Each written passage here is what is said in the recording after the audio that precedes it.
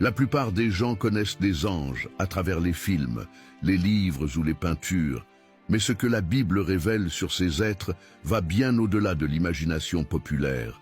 Et si je vous disais qu'il existe un ange dont presque personne ne parle, mais qui joue un rôle choquant et marquant dans le plan de Dieu, alors que beaucoup voient les anges comme des figures paisibles et célestes, certains ont des missions de destruction et de jugement.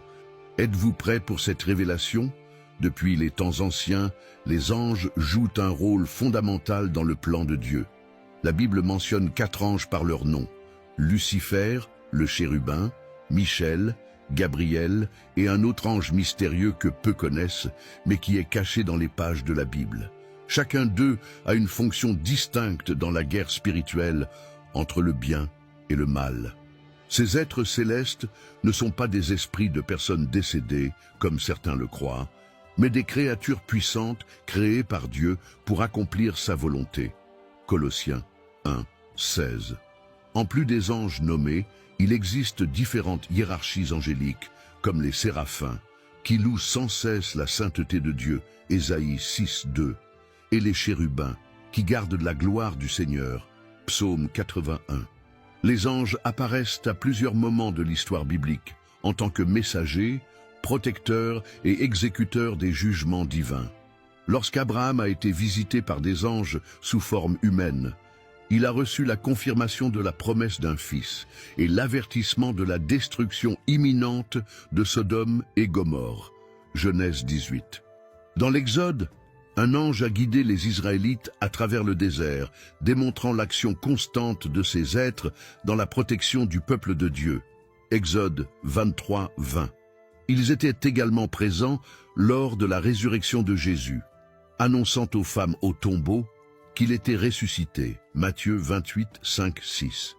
La Bible affirme que les anges sont des esprits au service de Dieu, envoyés pour exercer un ministère en faveur de ceux qui doivent hériter du salut. Hébreux 1, 14. Cela signifie que, même si nous ne les voyons pas, des forces invisibles travaillent en faveur de ceux qui appartiennent à Dieu. Mais s'il existe des anges fidèles, il y a aussi des anges rebelles agissant dans le monde. Et c'est justement l'un d'eux qui, par orgueil, est tombé en disgrâce et est devenu le plus grand ennemi de l'humanité. Lucifer, l'ange déchu. Avant sa chute, Lucifer était un chérubin d'un éclat et d'une position élevée dans le ciel. La Bible le décrit comme le sceau de la perfection, plein de sagesse et parfait en beauté. Ézéchiel 28, 12, 15. Créé pour refléter la gloire de Dieu, il occupait un rang élevé parmi les anges. Cependant, son cœur s'est rempli d'orgueil. Il ne voulait pas seulement être aux côtés de Dieu, mais être égal à lui, s'exaltant au-dessus de tout. Ésaïe 14, 13, 14.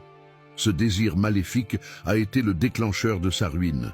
La rébellion de Lucifer a entraîné son expulsion du ciel. Il n'est pas tombé seul. Il a entraîné avec lui un tiers des anges qui ont rejoint son insurrection. Apocalypse 12, 4. Ces anges déchus sont devenus des démons, des esprits mauvais qui œuvrent sans relâche pour éloigner les hommes de Dieu. Satan, comme il a été nommé, est devenu l'adversaire de l'humanité, trompant, détruisant et cherchant à entraîner le plus grand nombre possible d'âmes à la perdition. Il est le père du mensonge, Jean 8, 44, et utilise ses ruses pour aveugler l'intelligence de ceux qui ne croient pas. Si l'orgueil a conduit à la chute de Lucifer, nous devons être vigilants pour que ce même mal ne prenne pas racine dans notre cœur. La Bible avertit, Dieu résiste aux orgueilleux, mais il fait grâce aux humbles. Jacques 4, 6.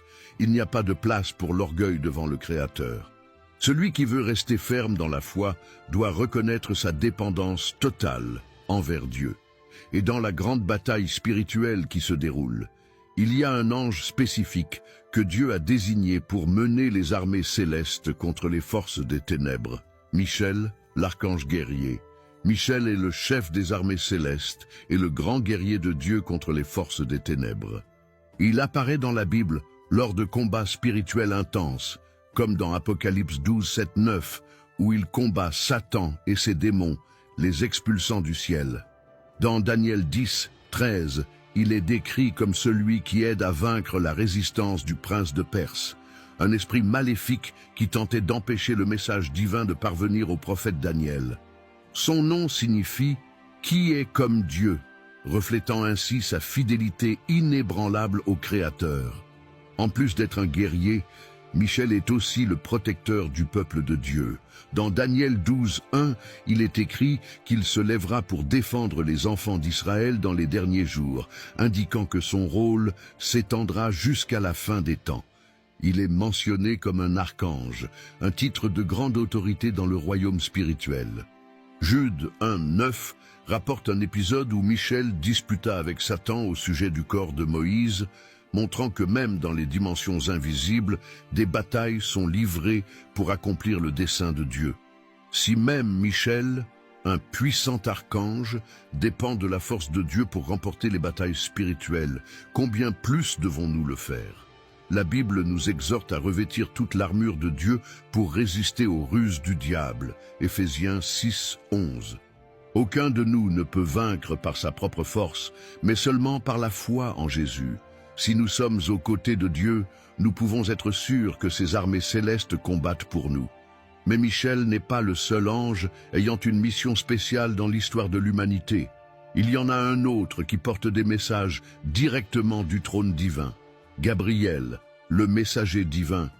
Gabriel est un ange envoyé par Dieu pour communiquer des messages d'une grande importance. Chaque fois qu'il apparaît dans la Bible, il apporte des révélations qui changent le cours de l'histoire. C'est lui qui a annoncé à Zacharie que Jean-Baptiste naîtrait pour préparer le chemin du Seigneur. Luc 1:11-20. Ensuite, il est apparu à Marie pour lui annoncer qu'elle concevrait Jésus par le Saint-Esprit, lui disant « Ne crains point, Marie, car tu as trouvé grâce devant Dieu. » Luc 1:30. Sa présence était si impressionnante que ceux qui le voyaient étaient remplis de crainte. Bien que beaucoup l'appellent archange, la Bible ne lui attribue jamais ce titre. Contrairement à Michel, qui apparaît comme un guerrier, Gabriel a pour mission d'annoncer la volonté de Dieu à l'humanité. Dans Daniel 8:16, c'est lui qui a aidé le prophète à comprendre la vision sur la fin des temps. Au chapitre suivant, dans Daniel 9:21-23, il revient pour expliquer la prophétie des 70 semaines. Chaque fois qu'il apparaît, il apporte la clarté sur le plan divin, révélant ce qui était caché. Si Dieu a envoyé Gabriel pour annoncer la naissance de Jésus et révéler ses plans aux prophètes, cela nous enseigne qu'il parle encore à son peuple. La Bible dit que le Seigneur, l'Éternel, ne fait rien sans avoir révélé son secret à ses serviteurs, les prophètes. Amos 3:7. Cela signifie qu'il nous instruit et nous guide à travers sa parole et sa voix. Si vous croyez cela, écrivez dans les commentaires « Seigneur Jésus, car ta voix et ta parole éclairent mon chemin. » Amen. Tous les anges ne sont pas envoyés pour annoncer de bonnes nouvelles. Il y en a un, mentionné dans l'Apocalypse, qui joue un rôle redoutable dans le jugement divin. Abaddon, Apollyon, l'ange de la destruction. Contrairement aux anges qui apportent des messages ou combattent pour le peuple de Dieu, Abaddon est mentionné comme un être lié au jugement divin. Dans Apocalypse 9:11, il est décrit comme le roi de l'abîme, commandant une armée de sauterelles démoniaques qui tourmenteront les habitants de la terre pendant la grande tribulation. Son nom signifie « destruction » en hébreu et « exterminateur » en grec, révélant sa mission de semer le chaos et la souffrance. Beaucoup le confondent avec Satan, mais la Bible le présente comme une entité distincte, possiblement un prince démoniaque subordonné au diable. Le rôle d'Abaddon est directement lié au jugement de Dieu. Lorsque la 5e trompette est soufflée, il émerge du puits sans fond pour répandre la terreur sur ceux qui ont rejeté la vérité. Son armée ne tue pas immédiatement, mais torture les impies pendant 5 mois, causant une souffrance si intense que les hommes souhaiteront mourir, mais ne pourront pas. Apocalypse 9:5-6. Cet événement montre la gravité du jugement divin sur un monde qui a choisi de se rebeller contre Dieu. S'il y a quelque chose que cet ange nous enseigne, c'est la gravité du jugement divin. Dieu est amour, mais il est aussi justice. La Bible dit « Ne vous y trompez pas, on ne se moque pas de Dieu ». car ce que l'homme sème, il le récoltera aussi. Galates 6, 7. Ceux qui haissent, éloignent de Dieu et rejettent sa grâce, marchent vers un destin terrible. Mais pour ceux qui marchent avec le Seigneur, il y a des promesses de délivrance. Après tout, les anges n'exécutent pas seulement des jugements, mais ils protègent et gardent ceux qui appartiennent à Dieu. Fonction des anges dans le plan divin. Les anges sont des instruments de Dieu pour accomplir sa volonté sur terre et dans les cieux. Ils n'agissent pas de leur propre chef, mais accomplissent des missions spécifiques selon les ordres du Très-Haut. La Bible révèle qu'ils sont envoyés pour protéger les serviteurs de Dieu, comme dans le cas de Daniel dans la fosse aux lions, où un ange ferma la gueule des lions. Daniel 6, 22. Ils sont également responsables d'exécuter les jugements divins, comme cela s'est produit lors de la destruction de Sodome et Gomorrhe. Genèse 19, 1, 13.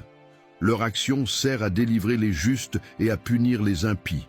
En plus de être des guerriers et des messagers, les anges sont des adorateurs devant le trône de Dieu.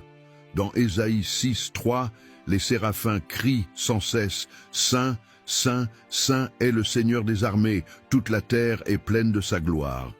Ils reflètent la sainteté et la majesté divine, dirigeant l'adoration dans les cieux. Ils ministèrent également aux croyants, les fortifiant dans les moments de détresse. Un exemple en est lorsqu'un ange réconforta Jésus à Gethsémanée avant la crucifixion. Luc 22, 43, montrant que Dieu envoie de l'aide à ses enfants au moment opportun. Rôle des anges dans les derniers jours. Dans les derniers temps, les anges joueront des rôles cruciaux dans l'accomplissement du plan de Dieu. La Bible mentionne que Michel sera le grand défenseur du peuple du Seigneur pendant la grande tribulation. Dans Daniel 12, 1, il est écrit qu'il se lèvera pour protéger les fidèles dans une période de détresse sans précédent. Pendant ce temps, Abaddon sera libéré pour diriger des armées démoniaques dans un jugement divin contre les impies. Apocalypse 9, 11. Ces événements montrent que le monde spirituel sera plus actif que jamais avant le retour de Christ. Un autre rôle essentiel des anges sera celui de proclamateur de la justice divine. Dans Apocalypse 14, 6, un ange vole au milieu du ciel, annonçant l'évangile éternel à toutes les nations, préparant le monde pour le jugement final. De plus, les anges seront aux côtés de Jésus lors de sa seconde venue, comme il est décrit dans Matthieu 25, 31. Lorsque le Fils de l'homme viendra dans sa gloire et tous les anges avec lui, alors il s'assiera sur le trône de sa gloire. Ils témoigneront et participeront au moment le plus attendu de l'histoire, vigilance et préparation spirituelle. L'étude des anges n'est pas seulement une curiosité théologique, mais un appel à la vigilance spirituelle. La chute de Lucifer montre comment l'orgueil peut mener même un être glorieux à la ruine. Ésaïe 14, 12, 15 décrit sa tentative de s'exalter au-dessus de Dieu, ce qui a conduit à son expulsion du ciel. Cet avertissement nous enseigne que, sans humilité et obéissance envers le Seigneur, nous risquons d'être trompés par le même esprit de rébellion qui l'a consumé. Nous devons toujours nous rappeler que Dieu résiste aux orgueilleux, mais donne grâce aux humbles. Jacques 4, 6. Michel nous enseigne que la bataille spirituelle est réelle et que nous devons nous préparer. Éphésiens 6, 12 nous rappelle que nous n'avons pas à lutter contre la chair et le sang, mais contre les principautés, contre les pouvoirs, contre les princes des ténèbres de ce monde. L'ennemi est actif, cherchant à détourner les enfants de Dieu, mais nous avons été appelés à rester fermes. Tout comme les anges obéissent immédiatement aux ordres du Seigneur, nous devons suivre sa parole avec fidélité. La protection et la délivrance appartiennent à ceux qui ont une confiance totale en le Très-Haut. En plus du rôle des anges dans la fin des temps, la Bible révèle aussi quelque chose de frappant à propos des 2 témoins de l'Apocalypse et de leur rôle dans le temps de la fin. Pour comprendre ce que la Bible dit sur ces 2 témoins, cliquez sur la vidéo qui apparaît à l'écran ou sur le premier commentaire épinglé. Que Dieu vous aide à être préparés, car la fin est proche. Amen.